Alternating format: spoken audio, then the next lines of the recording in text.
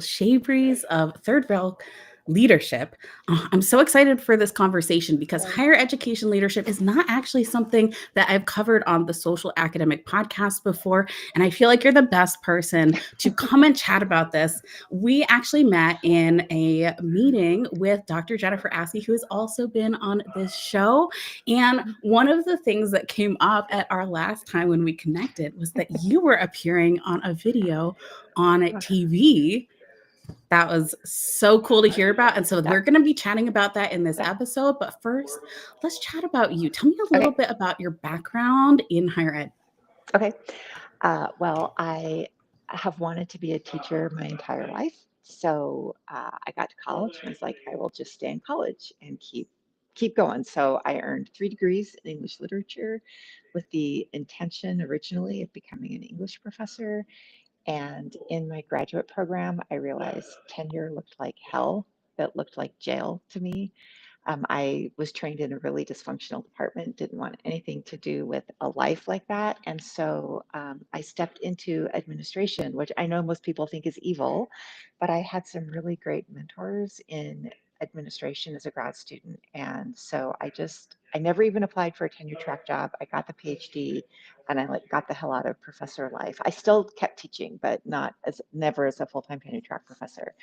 So I've spent nearly, I don't know, like 25 years, nearly 30 years by now, leading departments, leading different academic units, always inside of academic affairs, kind of on the proverbial linear ladder. You think you're going to keep getting promoted. And there was a time in my early 40s when I thought, I really want to be a college president. Like, running big organizations that are mission driven just really speaks to me. And then the closer I got to presidents and the more I saw of their life, the less I wanted it. Like, running the organization seems great, but all of the BS that comes along with it was just completely uninteresting to me. So anyway, I stayed on the path and until I didn't, and now I'm a consultant. Now, Third Rail Leadership is Yeah. newer, but you've been consulting for some time. Is that right? Yeah. Longer than it might look. So I actually got my first consulting project in December of 2015. It was a Mm. random assignment, a request from a college president who needed something done. And he was like, we don't really know how to do it, but maybe you could figure it out for us. And I was like, yes, I am totally your girl. So I kept consulting like that. But in 2021, it became really clear to me that I was going to need a path to exit. And I knew that going back to hoping that a college president would call me with a cool project was like not going to pay the bills.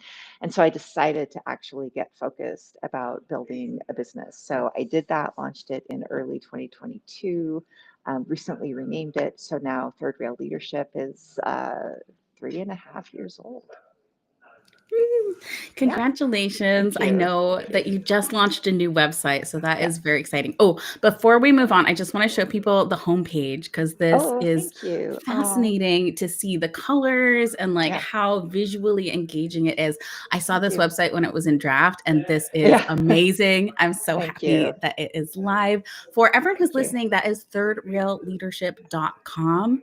I'm curious about who you love to work. Like, who do you dream about working with Third Rail Leadership? Okay, can I answer that two different ways? Yeah. So, in the world of a law of attraction, I apparently am a magnet for people who are being treated like, can I swear on the show? People who are being treated badly. And so a lot of my clients come to me because they are working for somebody who is not just antagonizing them, but sabotaging them, papering their files, lying about their capabilities, their competence, building a case against them, pushing them out. So I wouldn't say I am eager to work with those people, but those are clearly my people. And I have been that person. I have had that happen to me at 2 different institutions. So I feel the pain and I know both the kind of technical and the legal aspects of dealing with that. But the people I love working with beyond that, and there's overlap. These are sometimes the same people.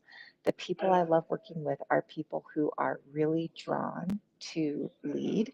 They have a deep desire to fix something or make something better. Maybe it's culture, maybe it's a department, like whatever. But they feel called to be the person who improves things for other people.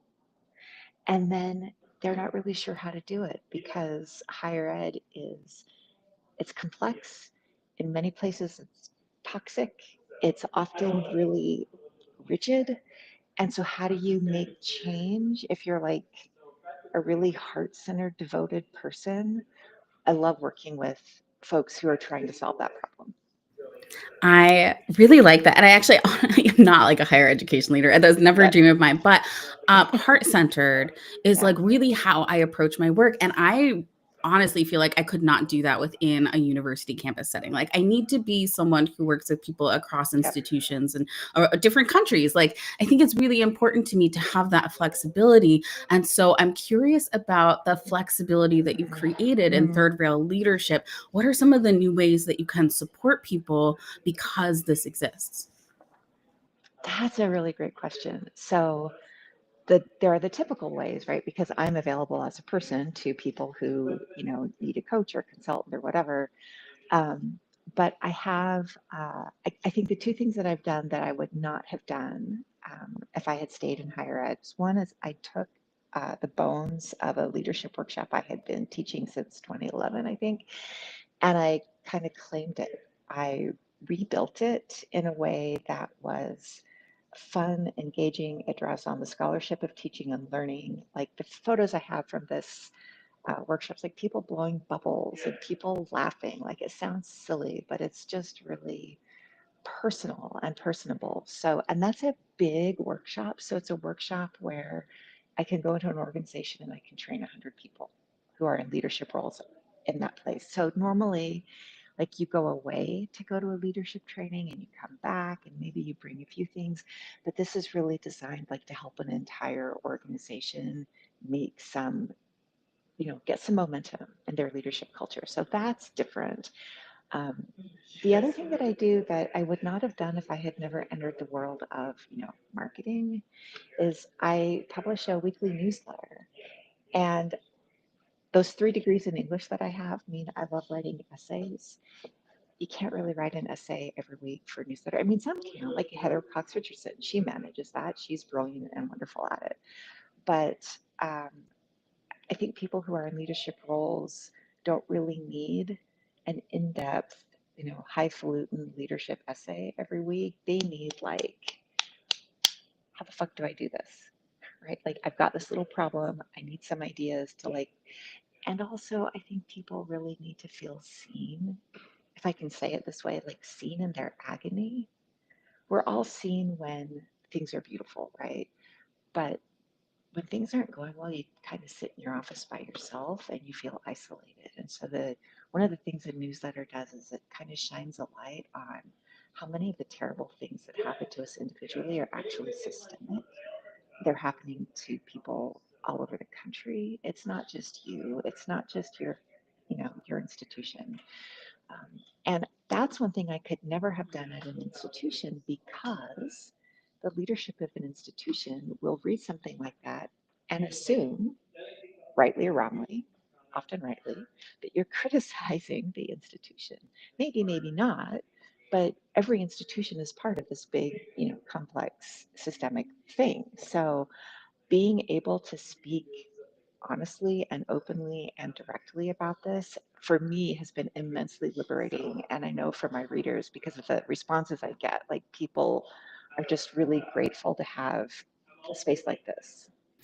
It sounds like the advice that like marketers give is like niching down, right? Like creating Yeah. a focus and like leaders are your audience. But it sounds like what's really valuable about it is that you get to focus and like talk directly to the people that you Yes. most want to support, like not really from a marketing perspective, but Yep. from a relationship building perspective of how we tell our story and how we relate to each other when we're busy in our lives. And those leaders are making decisions every day.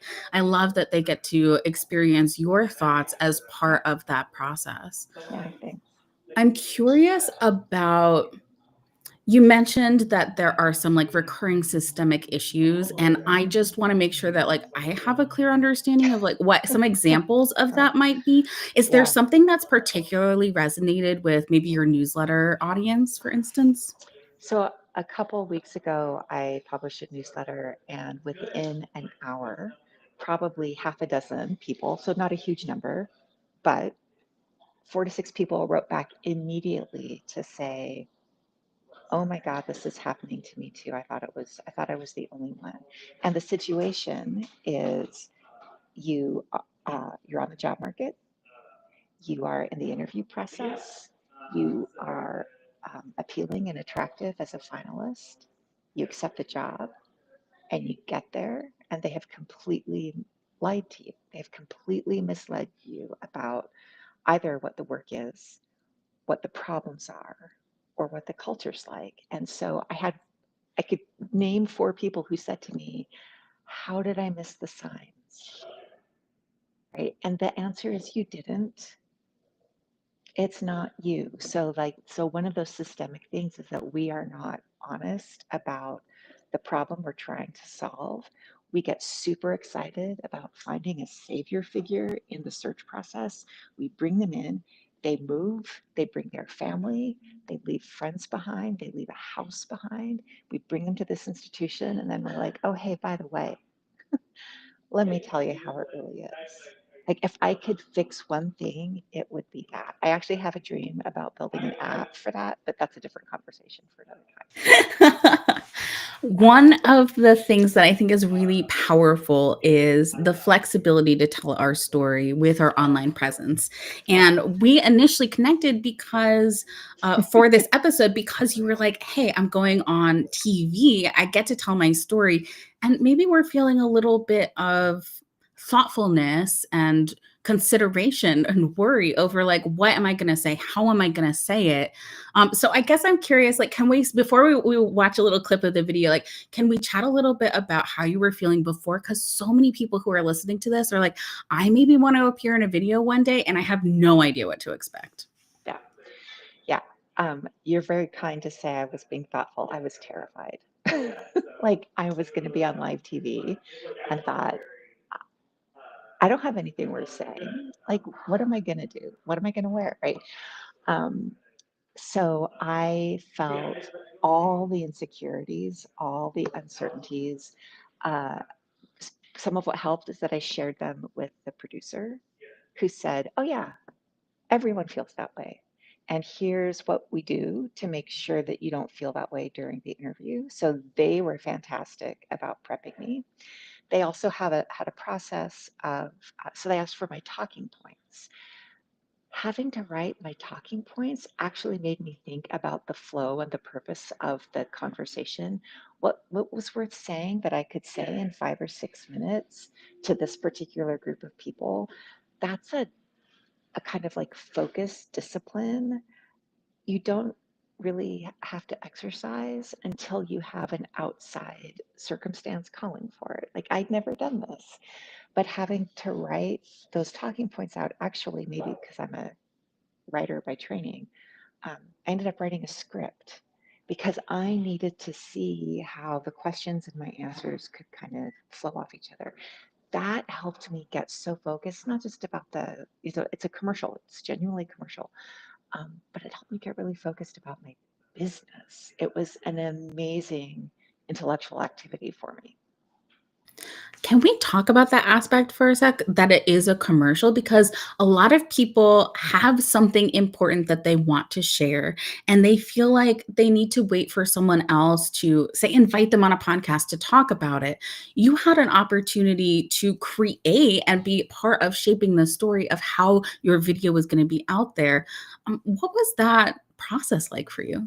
Yeah, so it started with a cold pitch from a salesperson, which I just was like, I get a million of those, right? Not interested. But something kept me coming back to this one. And my first answer was, I can't possibly do this. I'm working on this rebrand. I don't have time. And then I was telling a friend of mine that that was my response. And she said, Carol, you can schedule the commercial to coincide with your rebrand. Like the universe is handing you a gift, and you're sitting there saying, not this gift.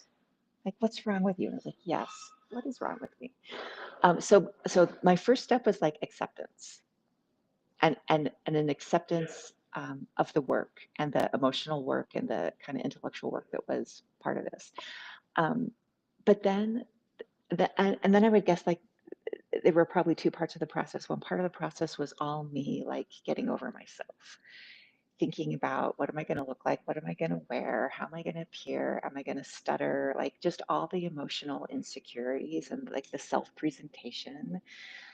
But the other part of it was actually the more I worked on the rebrand and the script simultaneously, the more confident I felt because I found that I was finding words and phrases and images like they were being pulled from me because I had an assignment, but they were there. And it was really affirming and really powerful to just kind of feel it come together. So the morning I went to film. I actually felt nervous. I'm like, am I going to be shiny on screen?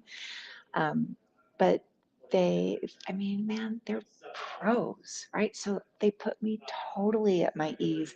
We actually had a genuine conversation, even though I knew how it was going to go. I ad libbed, she ad libbed, we laughed. It was amazing. I would not only would I do it again, I am already figuring out the things that are happening on a calendar that will give me a good reason to go back and make another commercial. I That's, love yeah, that. yeah. That is so meaningful because I feel like the fear and worry and anxiety, like it really turned into such a warm and welcoming kind of experience. And I feel like I relate to that, not because I've done like a live video on TV, but with my professional photo shoot. Like I had never done professional photos before. And I had so much worry and anxiety about what it would be like to, sit in the makeup chair and have my hair done. Cause I did hire like my wedding team to come do it.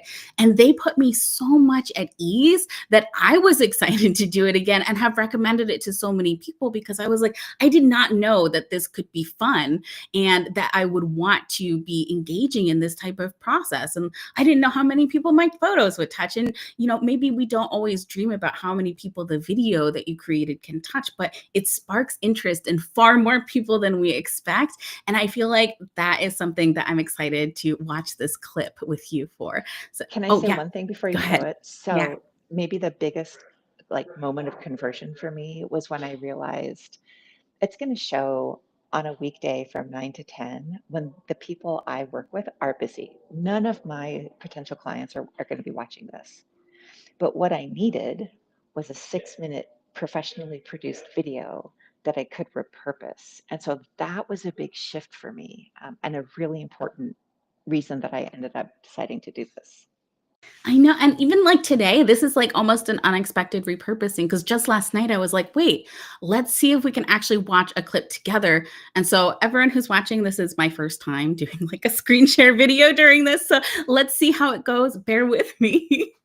Okay, let's see. I am going to mute myself and then I can press play. So where did the name Third Rail Leadership come from? Because that's the name of your company. And it's not fun, right? Yeah, like it's not people fun. hear that, right? They're like, danger, hazard. Yes. So what I love about Third Rail is it's a high voltage power that is deadly if misused, but it's actually designed in a way to connect people to the places and things that matter to them and to keep them safe. And it's that designed high voltage power that also is about safety Yeah. that I think is kind of the yin and yang of leadership. I just think this whole theme of safety within a lot of what you're saying, and so I really like that. I haven't heard that a lot. And I think it's a really special piece of this that people can feel in their gut. Yes. That they know is something that's important that hasn't been really talked about. I feel like that's powerful. And I feel like that's something that safety, I feel like that has been a necessary part of our thinking in higher education this year. So maybe before we chat more about video, maybe that's my next question for you. Like, do you have a message for people, for higher ed leaders, for people on campuses who frankly are going through it this year? I wish I was profound and articulate. Um,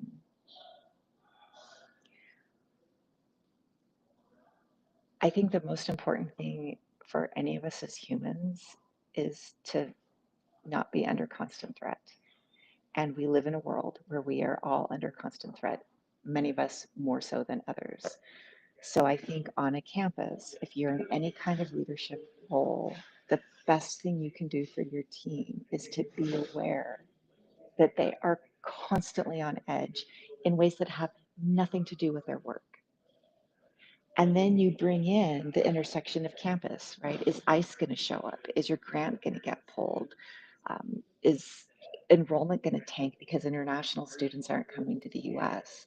Like it's all layered, but underneath it, people are terrified existentially. And it is so important to start there, to recognize that and not to like pretend that everything's fine and people need to quit overreacting. It's not an overreaction, but the intention and the thoughtfulness and the third rail safety.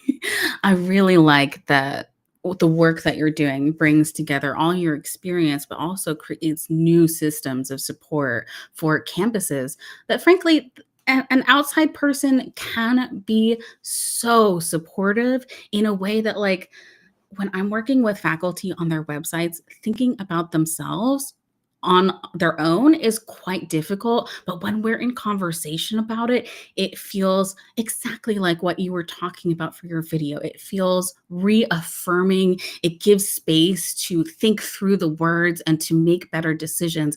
And I feel like that's the kind of support that your company provides, making better decisions, creating better spaces and systems for the people on campuses. What else should I know about the work that you do? Because I feel like I want to help people take that next step to get in touch with you. So I guess I'll say three things. So the very best thing people can do if they are curious about this is to sign up for my newsletter. So it's called the Leadership Livewire. If you go to my website, thirdrail.leadership.com, there's a big orange subscribe button in the top right. So it's a free weekly newsletter. Uh, it is voicey. It sounds like me. I swear. I have sometimes had people write back to me and say, "I'm really mad at today's issue," but then they don't unsubscribe. Like, so people have real, genuine responses to it. So the best thing to do is to kind of move into my world and get to know me through the newsletter. If you are an individual who is struggling against whatever systemic BS is happening to you. I do take one-on-one coaching clients. I don't take very many. I only take a few, but it's always worth asking if I have space. And so you can email me at carol@therealleadership.com, or you can go to the website, whatever you want to do. And we could even have just a free preliminary conversation about the sort of support you need. Sometimes I think there are people who are better than me in my world who can help people, and I will, um, recommend them or refer them instead.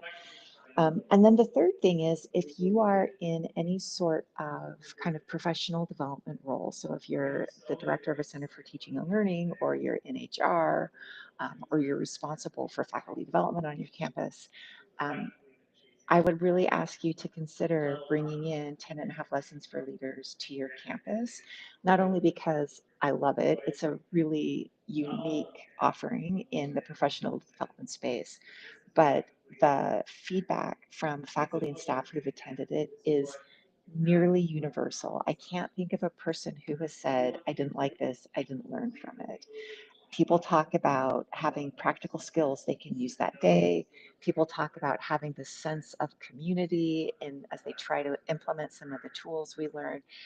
And it's really fun. We have stickers. So it's like, it's cute, it's fun, it's active, and it's something that you can bring really affordably to your entire campus. It's way more affordable to do that than to send some folks away. So my newsletter, coaching if you need it, or a workshop for your campus, if that's kind of the thing that you're in charge of making sure happens. I feel like in the video, did you mention that the stickers were designed by your son? Yeah, yeah. That is so Yeah. cool. What was that like? Because honestly, there's so many people who Yeah. listen to this who have a really talented family member who probably like they might not have considered asking for support Yeah. like that. So what was that like? So it was great, and it was kind of a combination of things. I needed help, like I needed to get some of my time back, and I needed somebody to help me design the stickers. My kids are always interested in making money, so we have a family side hustle. But I was like, oh, this is kind of like that. Um, and my kid at the time was doing a lot of social media for his forensics team in high school, and so I'd seen like his eye. And I just thought, I could pay someone I don't know, or I can pay my own kid, which, of course, once you have a business, is also a little break for you too. So, highly recommend. But I asked him to do it. I shared my Canva account with him. We went back. It was just like any other designer. We went back and forth. He gave me some things I hated. He gave me some things I was like, that's brilliant. How did you come up with that? And then at the workshops, when I tell people that my 17-year-old designed these, like everybody loosens up, like the idea that family's involved and a kid, it's just been a win for everyone. So it's been super fun.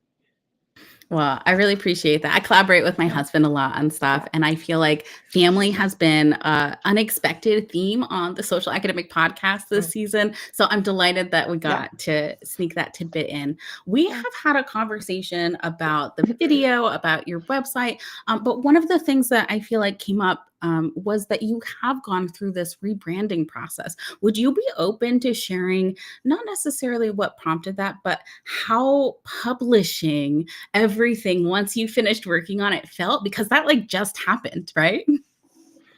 Yeah, like actually literally this morning I updated the homepage and finally published it.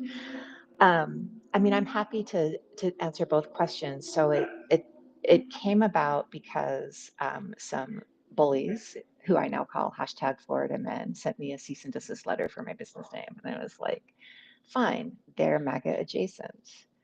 I don't want to be associated with them. I think my brand should be as far apart from theirs as possible. So I actually was really excited to rebrand before I understood how much work it was going to be. Um, but the work came at a really interesting time in the life of my consultancy, because I think for the last 9 months, I had really been grappling with how to really focus on a particular thing and talk about it in a particular way. But there was no urgent reason to do that.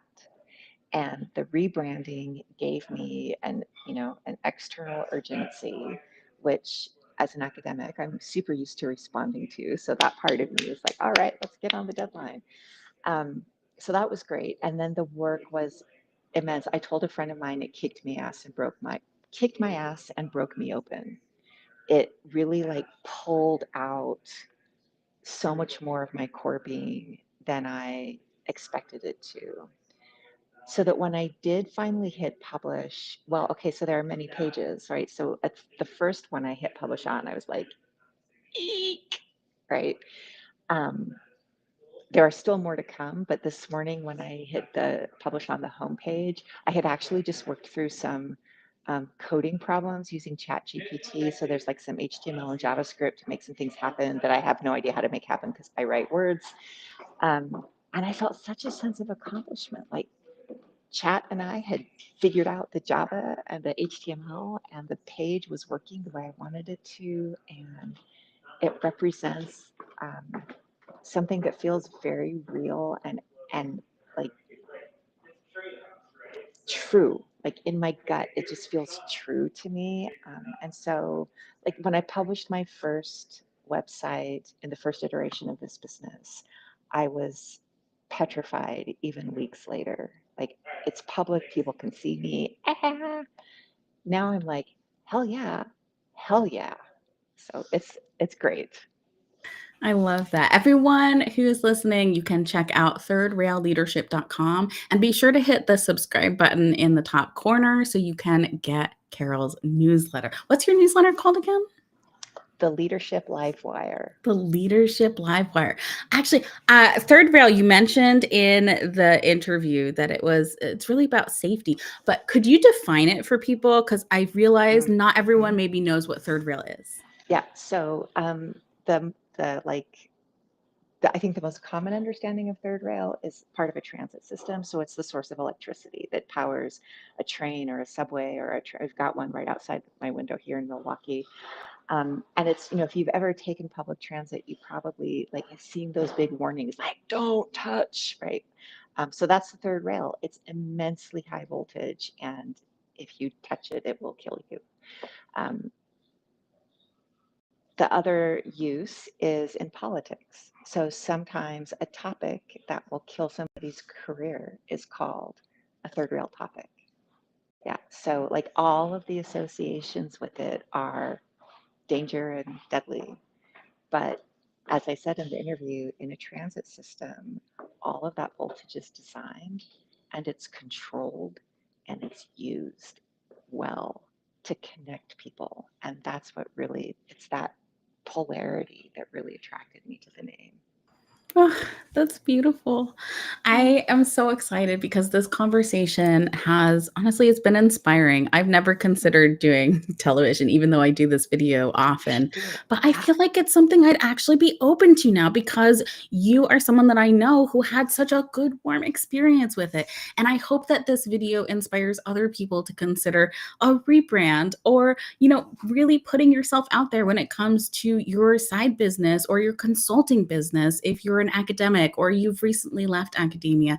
And I want you to consider being on video, whether it's coming on a podcast like mine or creating something that is really highly produced and intentional, like the TV spot that we looked at together. So for everyone who's listening, the link for the full video and Carole's website is going to be in the description below. But Carole, is there anything else that you'd like to chat about before we wrap up?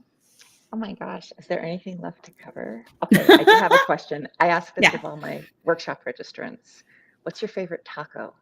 Ooh, my favorite taco is like a fish taco. I really like fish taco with like some cabbage. I feel like that's my favorite. What's yours?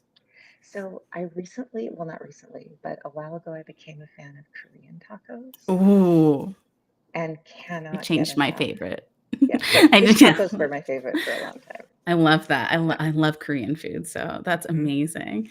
Oh, I'm so happy. This was a great conversation. For everyone who's listening, I want you to know that a full text transcript and English captions for this interview will be available in the coming weeks. I'm also going to put it up on the Social Academic blog. So please subscribe, like, and know that updates are coming that will help this be more shareable and useful for the people that you know too. Carole, thank you so much for coming on the show. Jennifer, thanks for inviting me. It was wonderful to be here. Yeah. All right.